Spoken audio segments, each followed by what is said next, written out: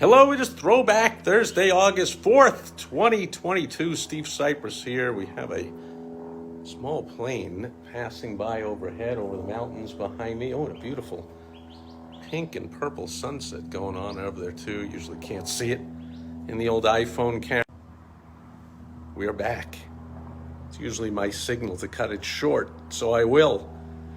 We're getting ready to celebrate. Tomorrow is the anniversary of legalized armed robbery here in the United States. When the Civil War broke out, President Abe Lincoln immediately noticed that the government was completely broke and had no money to fight the Civil War. And so they put together what they called the Revenue Act and passed it through Congress. And on August 5th, 1861, the anniversary tomorrow, Abe Lincoln signed it into law, and the federal government taxing the income of American citizens was legalized.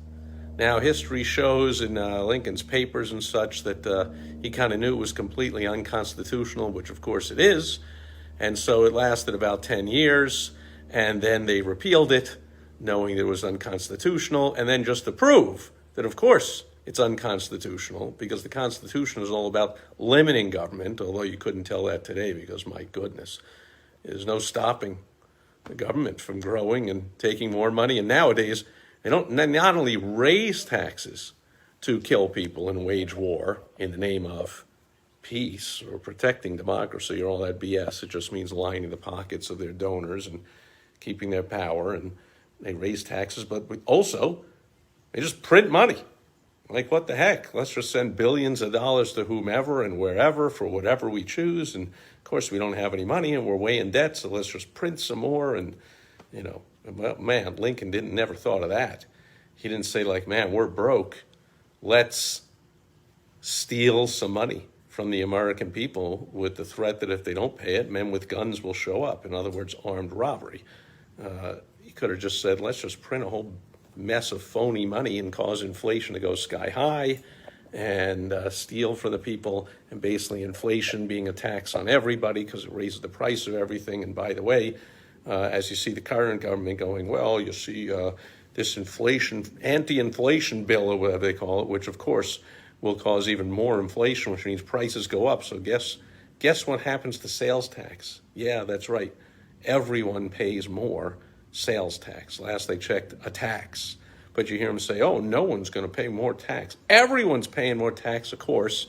And that was started with the Revenue Act on August 5th, 1861.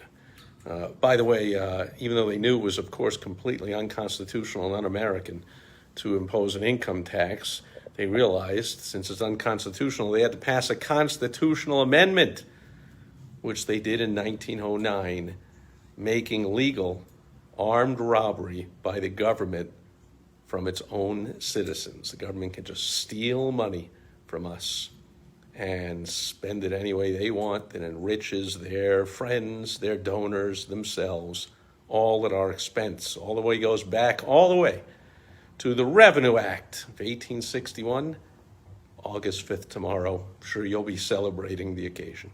That'll do it for Throwback Thursday. Enjoy your taxation anniversary weekend. I'll catch you back here again tomorrow on Foundation Friday. Over and out. Bye-bye.